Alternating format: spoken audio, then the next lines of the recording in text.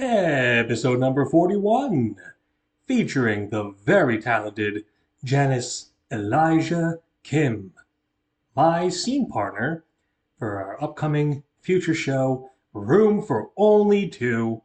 But of course, I'll let her explain that with me as we get our show on the road. These are the performers that I know. These are the performers that I know. These are the performers that I know. These are the performers that I know.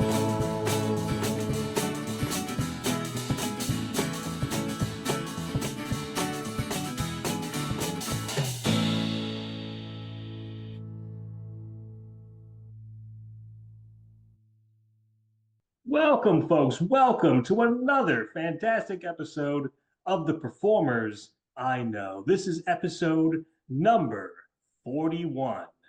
Oh, yes. This week, great guest today. I'm very excited about this. She has performed in many commercials, many different projects, and she is here right now as my guest. Ladies and gentlemen, please give a warm, warm round of applause to Miss Janice Elijah-Kim. Janice, welcome to the show. Thank you, Dane. Oh, I wrote that all by myself. I, Good I feel job. so good. I feel so good about it. It makes me want to cry. Oh my, yes. Well, anyway, folks, once upon a time, back in January, I was searching for a scene partner for a two-person show that I'm doing called Room for Only Two. hmm Now, this is a script that I've been working on a long time. It's been through a lot of drafts, a lot of development, and I needed the right person to play off of. And Janice was one of the first people to audition.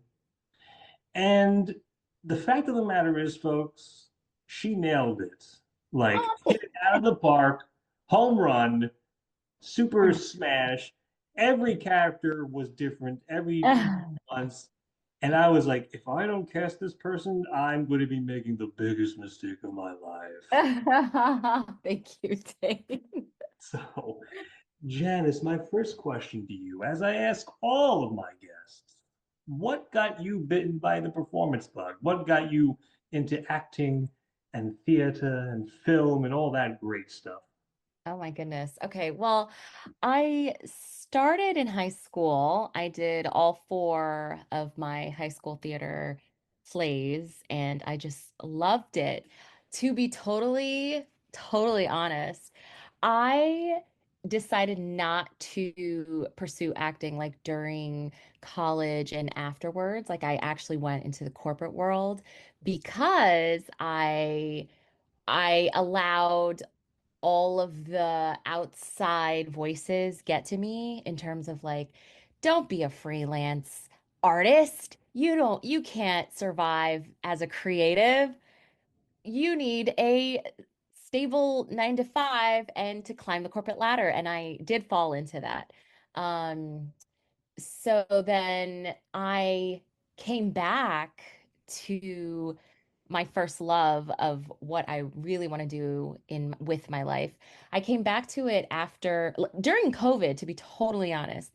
I think when COVID happened and it truly turned the industry on its head and self-tapes became the norm, that's when it just made sense. Like the pieces were falling into place where, like I could still work and do a self-tape because before it was if I work, I can't go to the in-person auditions because, prior to 2020, the majority were in-person auditions. Um, and then once COVID happened, it changed that. And then the more self-tapes I did, the more I was booking. And then eventually I was able to let go of my full-time job and have acting be my full-time job. You know, it's funny you mentioned COVID because I've told this story before on this show, but when COVID hit, I had just did a season preview show of my 2020 season for my theater company. We got in about a week before everything shut down. And I remember saying to myself, oh my God, I'm ruined. Mm. Several shows gone. All these Yeah. people that I cast Oh, gone. yeah. Hmm. And it's like, hey, Dane, you can do shows virtually. Like, oh, you don't say. Yeah. So it was the lifeline that I needed. And a lot of great stuff has happened. And I've met a lot of very wonderful people from all across the country. That's awesome. Now, as I said at the top of the show, Janice and I are starring together in my two-person production called Room for Only Two. And it's it's been a journey creating this script. Very beautifully written, by the way. When I Oh, came across this script, I immediately loved it because of all of the different characters. So when you were mentioning that I hit all of them, I was like, ah, the words I heart. Because it's such a wonderfully written play, and I could totally see this, like for like other actors to use, to use and work and I mean, study. And it's really that good. is that is the goal. That well, one of the goals anyway.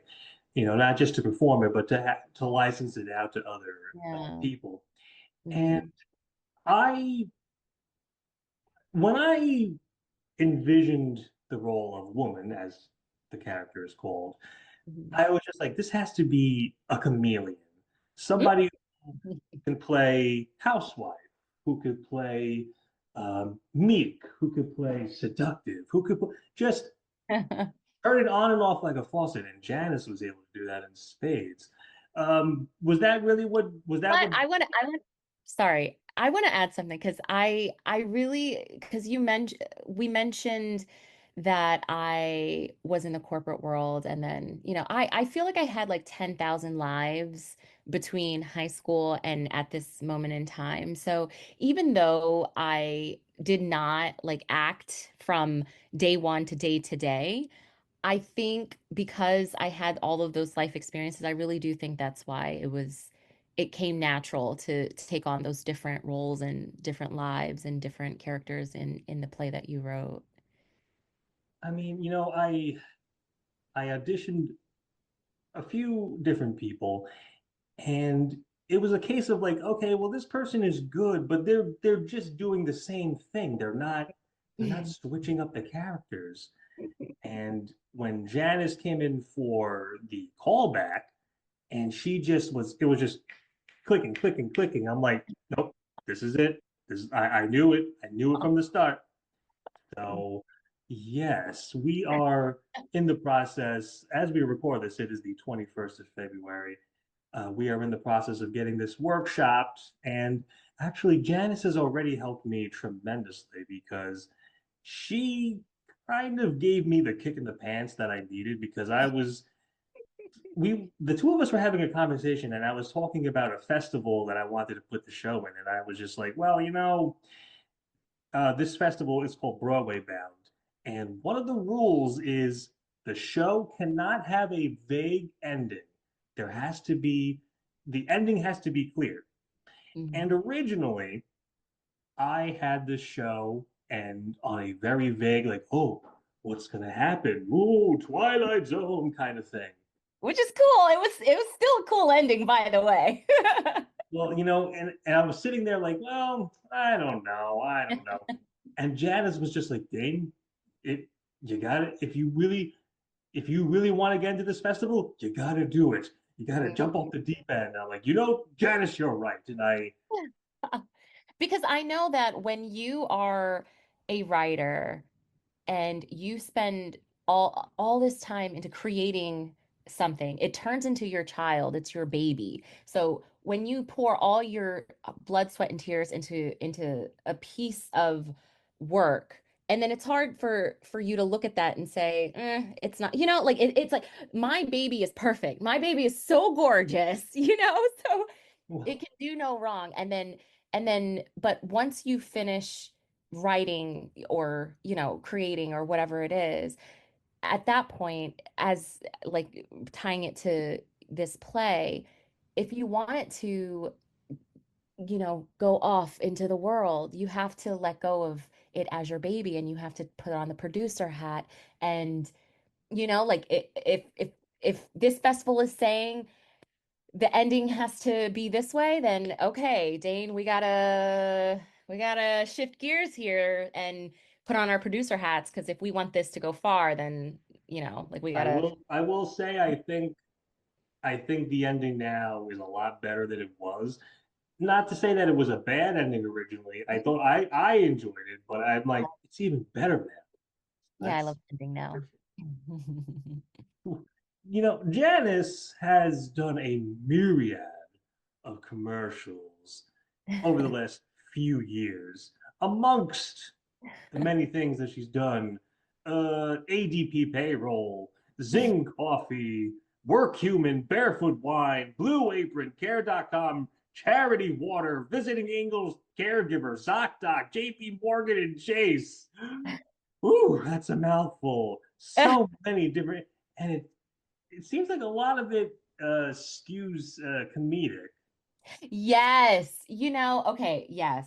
And that's actually something that that's one of my like career things that I will be addressing this year because I have been pigeonholed as a comedic commercial actress. So all of I used to say the majority of my work is in comedic commercial. No, all of my work that I am paid for are comedic commercials, but that goes to show of like how the process works. The more I have a plethora of comedic commercials, so then producers and casting agents, they see my line of work and then they're like, oh yeah, she could do comedic commercials. They haven't seen me, cry. So they're not going to book me for the crying ones.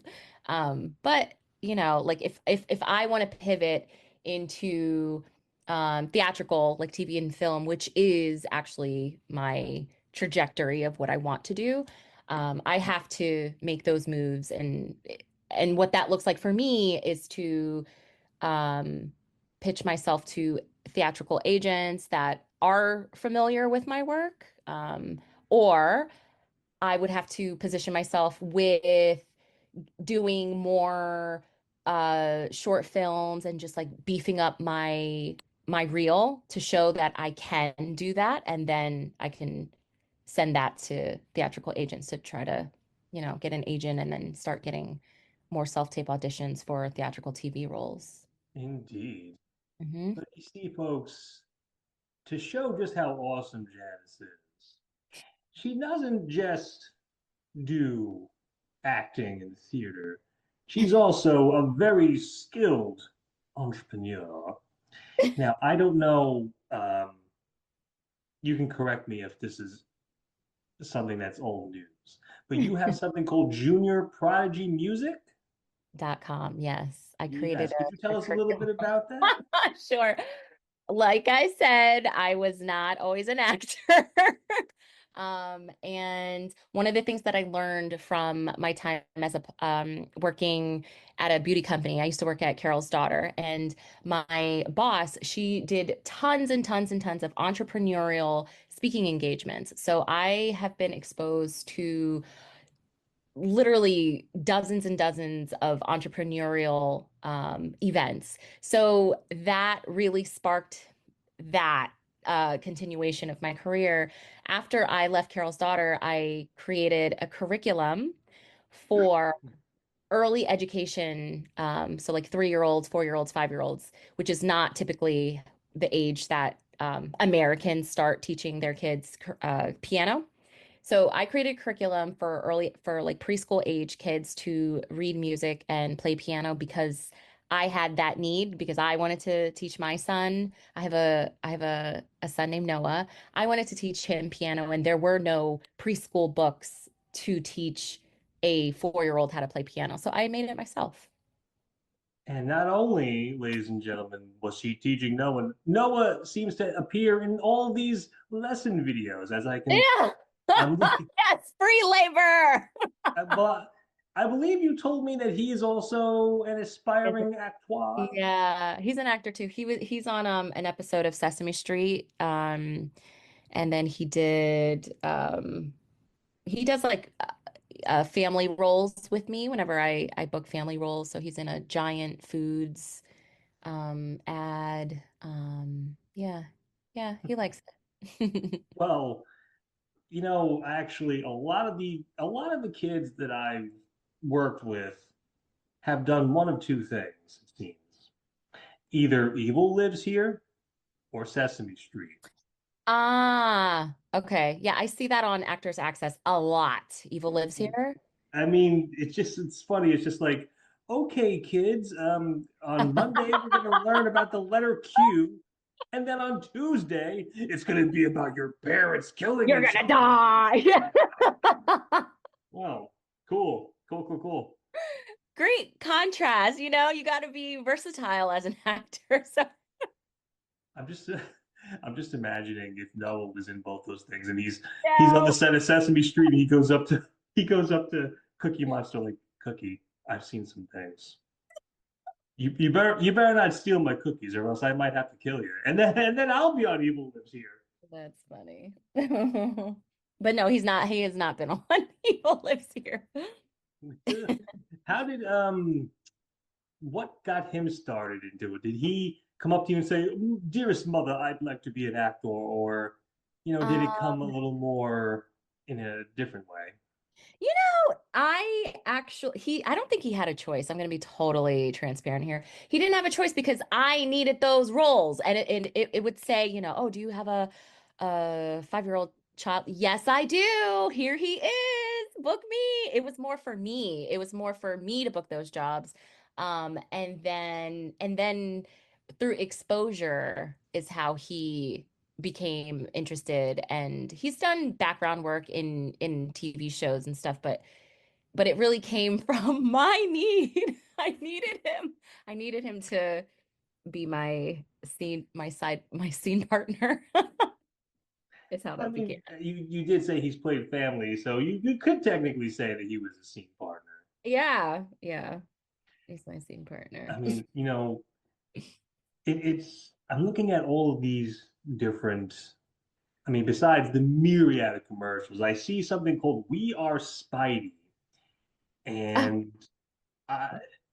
there was wow. something on your Facebook where it was just part four, and it's just Spider-Man and Venom just like facing off, like wow, this looks kind of Oh my intense. Like, goodness. That is one of the first things I have ever done. That was shot in like oh my gosh, 2020, I don't know, 2022, something like that. That was wow. You've done your research.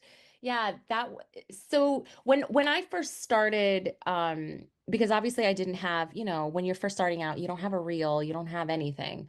And I just took on, I submitted myself to student films and a lot of work on, wait, where did I find him? Was it Backstage? I don't know if I found him on Backstage. Most likely it was Backstage, because that's like the best place to start for beginning actors who don't have a reel. Um, and I uploaded pictures, and I most likely didn't. No, I didn't have a reel. I didn't have a reel back then. So it was based on pictures, and then they would, like, okay, I like your look. You can audition. Um, Definitely that's not my process now, but that is how I first started. And We Are Spidey was one of the first student. It wasn't a student film. It's a passion project. So but yeah, not major budget is what I'm trying to basically say by saying student film.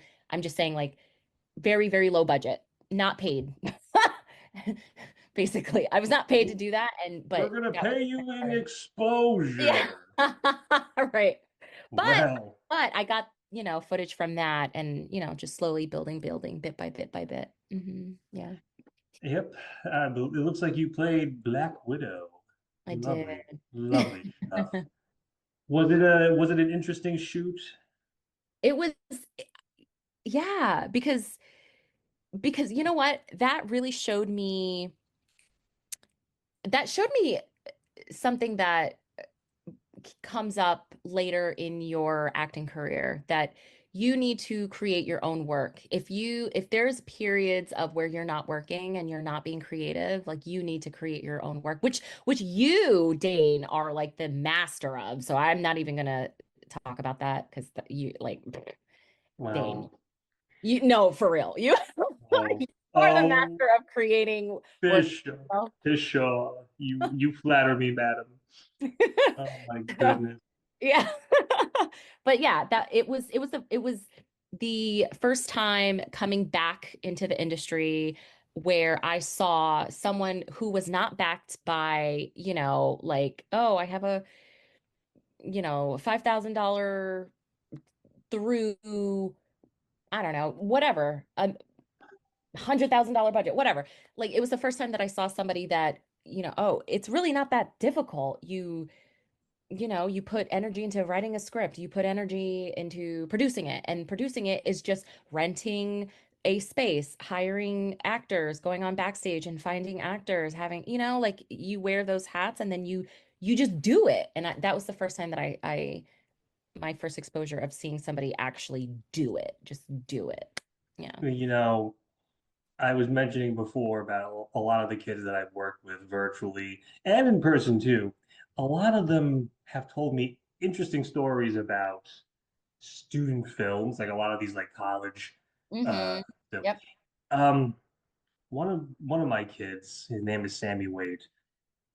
His mom was telling me like, oh yeah, he's doing a student film in Colorado, and he has to play like a killer kid in Mhm. a hospital gown, and he's covered in blood. I'm like, oh, it's a family film, I guess. Yeah. So like a lot of these, it seems like a lot of horror movies go into Yeah, yeah. And you know what? I've had experiences where like they don't, they're not parents. They are not parents and their goal is, what's best for the creativity of their project and the vision of their project. And yeah, I've been in those situations where I'm just like, nope, I'm his mother and I'm gonna protect him at all costs. And we're sorry, like it's, I don't think so. yeah, it's a fine balance. It's a fine balance for sure. Yeah, I mean, it's a lot of Because you don't want to ruin their reputation before they well, even created no, reputation. yeah, yeah. I mean, like, it's a lot of great outside the box thinking when it comes to some of these student films, Yeah. but some of it you just look at it and you go, Yeah. Yeah. I Yeah. don't Yeah. think so. Yeah. And the goal of working with like universities and student films, the goal, the overarching goal, and this is like a bit of luck also, but whatever, right? All of acting is like a bit of luck. The goal is that when they graduate college, that they go on and work on big production. They're like, oh, I worked with this actor, like that's the goal. The goal is networking. The goal is getting your exposure and your face and just being creative and being in that environment where like you're meeting other actors. I got my first agent because of an actor on set I met. I got my second agent because of an actor, like you just got to throw yourself in those environments and student films is actually a really great way to start. Absolutely. Yeah. Well, I see by the old clock on the wall that we are starting to run just a bit out of time. But my last question to you, Janice, as I ask all of my guests, if somebody were to come up to you and say, "Hey, Janice, I want to get into acting as well, or I want to get into doing some kind of entrepreneurship," what would be the piece of advice that you would give them in order to best succeed? Google. Truly. There are, and YouTube. The way that I started, the way that yeah, I go on YouTube. There is a plethora of information for you. There's no way that you can ask one question or one person, how do I do this? I learned how to write a proper resume. There's an actual way to do it to make yourself look like a professional and not someone that literally just started 2 days ago. There's a way that your reels should be set up. There's a way, there's you have to research. That is how you get into acting. You have to research, you have to network, you have to just throw yourself into the environment. And it's gonna look ugly in the beginning. I was looking at some of my footage that I first used, and I fell on the floor, cringe embarrassment. I couldn't believe like I produced something this embarrassing. But I remember when I did it, I was so proud of it. You know, you have to be okay with looking crazy in the beginning and then, learn as you go, critique it, bit by bit. You'll make it if that's what you want. If that's truly what you want to do, it'll happen for Truer words have never been spoken. Well, you. ladies and gentlemen, as our outro plays us out, I want to thank my guest, Janice Elijah-Kim. Janice, thank you so much for Thank you being for here. having me. This is really fun, Dane. Well, thank you very much. And thank all of you for listening in. Until next time, so long, everybody. Bye. These are the performers that I know.